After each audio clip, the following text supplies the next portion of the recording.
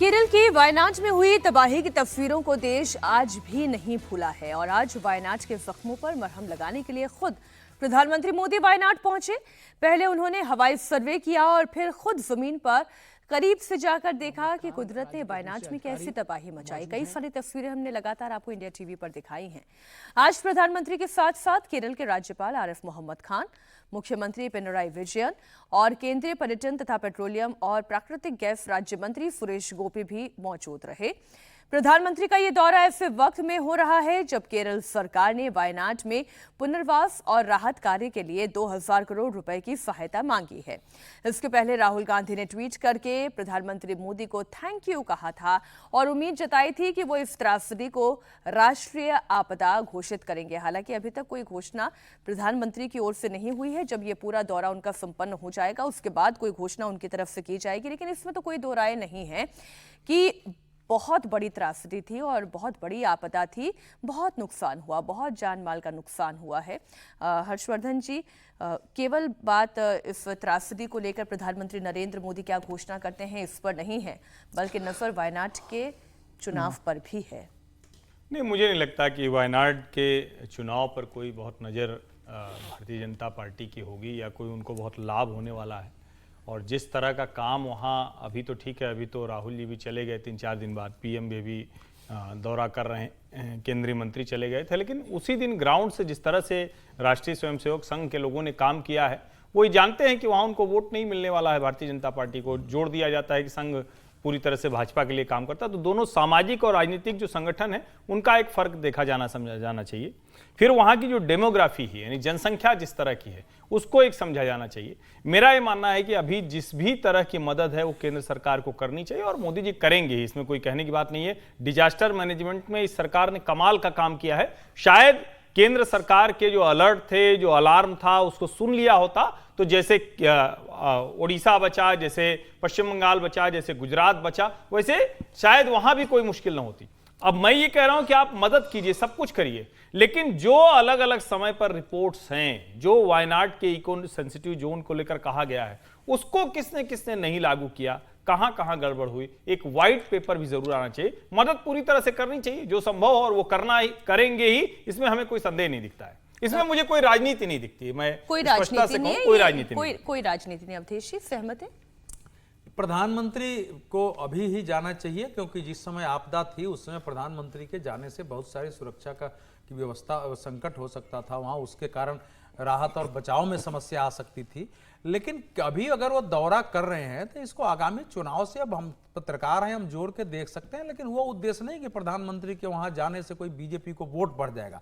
ये देखना जरूरी है कि आखिर 3 चीजें वहाँ हैं कि उस पूरे एरिया का जो प्राकृतिक रचना है और वहां जिस ढंग से निर्माण हो रहे हैं, जिस ढंग से लगातार चेतावनी आ रही है, तो एक पूरा स्टडी की जरूरत है फिर से कि वहां क्या गड़बड़ी हुई है और क्या किया जाए कि आगे ये घटना नहीं हो।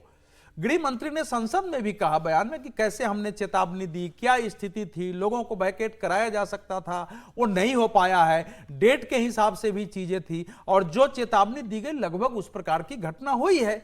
तो अब चेतावनी के बावजूद घटना हुई है और तो ये आगे पुनरावृत्ति नहीं हो तो वहां निर्माण में क्या है, क्योंकि आगे मान लीजिए हमने पैसा दिया, लेकिन अगर निर्माण उसी तर्ज पर हुए हैं जो पहले थे और फिर इस प्रकार की घटना हो, उससे बेहतर है। क्योंकि प्रधानमंत्री नरेंद्र मोदी के काम का तरीका यह है कि कोई भी चीज हो तो उसका पहले ठीक से रिसर्च हो जाए कि समस्या कहां है, संकट की जड़ कहां है, फिर उसके समाधान की दृष्टि से काम हो कि आज के मतलब उसमें कुछ निर्माण जल्दी भी करने हैं लेकिन कुछ लॉन्ग टर्म भी है। तो उसको जब गए हैं तो चीजें वहां सब समझ रहे हैं, तो समझने के बाद मुझे लगता है कि केंद्र एक पूरी प्लानिंग केरल सरकार के साथ बैठ के करेगा। एक लॉन्ग टर्म वहां डेवलपमेंट का, लॉन्ग टर्म जो है पूर्वोपाय की ये कोशिश होगी, इसलिए गए हैं वो। मतलब जो दोनों की बातों से मैं समझ पाई, वो इसका मतलब ये है विजय जी कि अभी हमें वहाँ के पॉलिटिकल पिक्चर से ज़्यादा इम्पोर्टेंट ये है कि वहाँ की ज्योग्राफिकल पिक्चर क्या है उसे समझें और उसके अनुसार काम करें। और जो राज्य सरकार ने लापरवाही की है वो तो जग जाहिर है।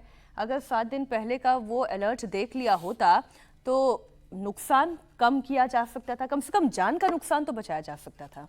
पिछले दिनों का यदि हम डिजास्टर मैनेजमेंट को देखें इस सरकार में, एनडीए में जो काम करता है, उसमें बहुत सारी चेतावनी, अब टेक्निकल तौर पर भी हम बहुत डेवलप हो गए हैं, तो ये साफ था कि यदि उस चेतावनी को, हालांकि उस पर कंट्रोवर्सी चल रही है, सरकार ने कहा कि, होम मिनिस्टर ने कहा है कि हमने पहले दे दी थी, चीफ मिनिस्टर ने कहा हमें नहीं मिली थी, वो तमाम बातें हुई है, लेकिन वो हो जाता तो बेहतर होता कि किस तरह से ये काम हुआ है।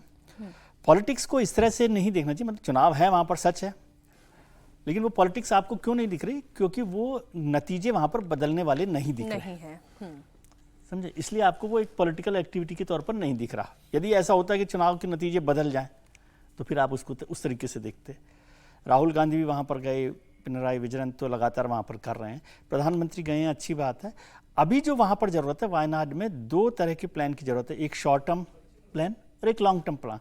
शॉर्ट टर्म प्लान तो हो सकता है राज्य सरकार भी वहाँ पर देख रही हो, और जो जैसे आरएसएस ने बहुत काम किया था उस समय, और भी संगठन है जिन लोगों ने काम किया, केवल आरएसएस नहीं है, बहुत सारे लोगों ने वहाँ पर काम किया, सरकार ने काम किया, कुछ पॉलिटिकल पार्टीज ने भी काम किया। वो शॉर्ट टर्म काम तो हो सकता है कि घर बना रहे हैं, बसा रहे हैं, लेकिन केंद्र सरकार के डिजास्टर मैनेजमेंट को, जो बात हुई कि वाइट पेपर तो इशू करना ही चाहिए, लेकिन देखना चाहिए कि जो इको सेंसिटिव जोन हैं और जो काम वहाँ पर हो रहा है, कंस्ट्रक्शन हो रहा है, उसको कैसे ठीक किया जाए। क्योंकि लॉन्ग टर्म प्लान पर यदि काम नहीं, अक्सर होता है हम जब ये प्राकृतिक आपदाएं आती हैं तो शॉर्ट टर्म प्लान बना दिया, टीन के घर बनवा दिए, ये कर दिया, पानी कर दिया, वो भी ज़रूरत है, लेकिन जब तक लॉन्ग टर्म प्लान पर, और इस सरकार का फायदा है, इस सरकार की नीति में, प्रधानमंत्री की नीति में लॉन्ग टर्म प्लान पर ज़्यादा फोकस किया जाता है। तो यदि लॉन्ग टर्म प्लान को फोकस किया जाए और उसके एग्जीक्यूशन प्लान पर एक पूरा का पूरा, और इसमें ऑपोजिशन का भी साथ उन्हें पूरा मिलेगा। देखो, थैंक यू, ये भी अच्छी बात हो रही है। नहीं, थैंक यू मोदी जी, राहुल गांधी ने कहा, और ये भी अच्छा लग रहा है कि चीफ मिनिस्टर पिनराई विजयन उनके साथ चल रहे हैं, तो ये एक बेटर पिक्चर है। केरल सरकार, केरल हाईकोर्ट ने तो बड़ी गंभीर टिप्पणी की है। केरल हाईकोर्ट में खुद संज्ञान लिया हुआ है और हर फ्राइडे को सुनवाई करेगा। केरल हाईकोर्ट ने बहुत स्पष्ट कहा है कि राज्य सरकार में कानून बहुत अच्छे बने हुए हैं, लेकिन राज्य सरकार ने कानून इंप्लीमेंट नहीं किए। राज्य सरकार से केरल हाईकोर्ट ने कहा है कि पर्यावरण का ऑडिट हुआ था क्या, अगर हुआ तो उसकी रिपोर्ट हमको दीजिए। सरकारें ऑडिट नहीं कर रही। और राहुल गांधी, एक मैगजीन में लेख लिखा है कि राहुल गांधी जब सांसद थे वायनाड के, वहां के पर्यावरणवादियों ने राहुल गांधी से इस बात की गुजारिश की थी कि यहां पर जिस तरह का कंस्ट्रक्शन हो रहा है ये आने वाले समय के लिए खतरनाक होगा, आप ये मामला राज्य सरकार के मामले में लेकर आइए, ये मामला आप केंद्र सरकार से कीजिए और ये मामला आप लोकसभा में उठाइए। क्या राहुल गांधी ने जो पर्यावरण को लेकर वहां की गंभीर चिंता वहां के लोगों ने, जो संगठनों ने राहुल गांधी से सांसद के रूप में की थी, क्या राहुल गांधी ने वायनाड के सांसद पहले तक तो नहीं की थी? हाँ, तो 5 साल सांसद रहते राहुल गांधी ने क्या कभी लोकसभा में वायनाड में जिस तरीके से अतिक्रमण होकर कंस्ट्रक्शन हो रहा है, वहां के पर्यावरणवादी जो चिंता व्यक्त कर रहे थे, क्या राहुल गांधी ने उस मामले को लोकसभा में उठाया? क्या राहुल गांधी ने वह कभी लेटर वहां के मुख्यमंत्री को लिखा कि इस तरह की समस्या आने वाली है, आप इसकी जांच करवाइए?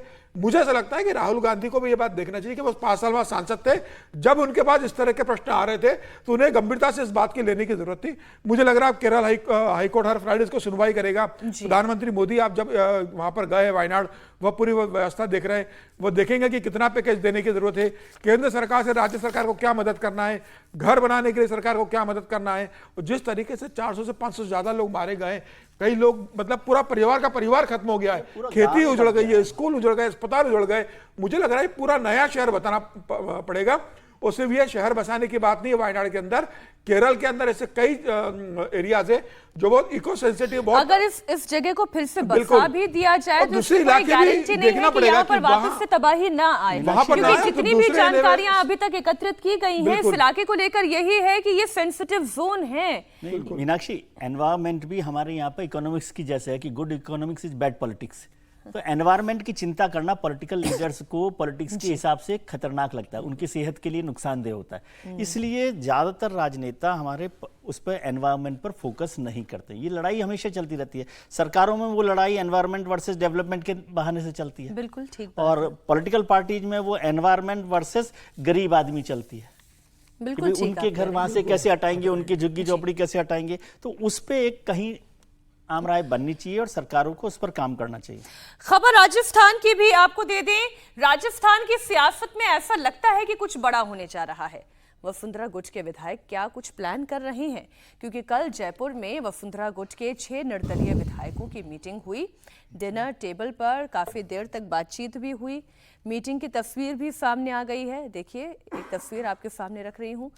मीटिंग में रविंद्र भाटी थे, रितु बनावत थी, प्रियंका चौधरी थी, जीवराम चौधरी, चंद्रभान सिंह आकिया शामिल थे।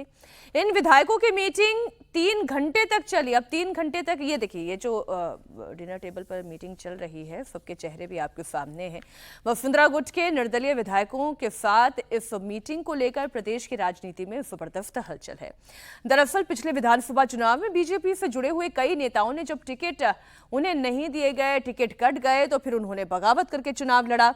कई उम्मीदवार सदन पहुंचने में कामयाब भी रहे। वहीं बीजेपी 115 के आंकड़े के साथ सत्ता में तो आ गई, लेकिन अभी भी पार्टी की निगाहें निर्दलीय विधायकों पर है, जिसे लेकर अब सियासत एक बार फिर गर्मा गई है। अब इसी से जुड़ी हुई निर्दलीय विधायकों की डिनर टेबल वाली तस्वीर आपके सामने रख रही हूं। कयास ये हैं अवधेश जी कि वसुंधरा गुट एक बार फिर से एक्टिव हो गया, तो क्या राजस्थान की सियासत में कोई बड़ा खेल होने जा रहा है? बड़ा खेल का तो प्रश्न नहीं है। राजस्थान में बड़ा खेल क्या हो सकता है? ये गुट के विधायक थोड़े चाहेंगे कांग्रेस की सरकार बन जाए, और उतना आसान भी नहीं है। वसुंधरा गुट हम कहते हैं, वसुंधरा के ये लोग करीबी हैं, लेकिन वसुंधरा राजे को भी पॉलिटिक्स आती है। उनको मालूम है कि इस समय मेरी स्थिति क्या है। एक एक कदम उनको सोच समझ के रखना है, क्योंकि वो देख रही हैं कि मध्य प्रदेश के शिवराज सिंह चौहान का तो वो तो रीइंस्टेट हो गए केंद्र में, मेरा नहीं हुआ है। तो कहीं न कहीं उनके कदम में गड़बड़ी रही है। उनके बारे में उस प्रकार के इमेज उनकी नहीं रही सेंटर में। हालांकि वो जब चुनाव हुआ था तो आई थी, प्राइम मिनिस्टर से भी मिली थी, और यहाँ उन्होंने गृह मंत्री से भी मुलाकात की थी, और लिस्ट भी दिया था कि कैसे कैसे किस सीट में कैसे कैसे पार्टी के लोग हराने में लगे हुए थे, और कुछ सीट उन्होंने चिन्हित करके बताए थे। तो ये कोशिश उन्होंने उस समय की थी, उस पर अभी तक पार्टी ने कोई कार्रवाई नहीं की है। लेकिन ये बैठक जो है, जो हम लोग महसूस कर रहे हैं, निश्चित रूप से पार्टी के अंदर असंतोष चल रहा है। जो सरकार है उसके काम करने के तरीके से, जिनका सरकार में समायोजन हो रहा है, वो जो पहले से असंतोष है, वो उसको लेकर के वहां एक चर्चा होती है कि वसुंधरा जी के लोगों को महत्व नहीं दिया जा रहा है, उनका समायोजन नहीं हो रहा है, वो कुछ काम लेके आते हैं तो उनका काम नहीं हो रहा है। ये सब छोटी छोटी छोटी मरमरिंग वहां होती रहती है। तो अब बैठे हैं, इनका कोई बयान आता तो ज्यादा स्पष्ट होता, लेकिन इनका अलग से बैठना पार्टी के लिए थोड़ी चिंता का विषय होनी चाहिए कि अगर पार्टी में कोई है इस ढंग से बैठा है तो उसके साथ बैठ के सामूहिक रूप से बातचीत होगी, आपकी मांग क्या है, कैसे है। और मुख्यमंत्री भजन लाल शर्मा बयान लेकिन जरूर है, वो खुद वसुंधरा राजे का है। उन्होंने क्या कहा मीटिंग के को लेकर, मीटिंग के बाद, वो सुन लेते हैं।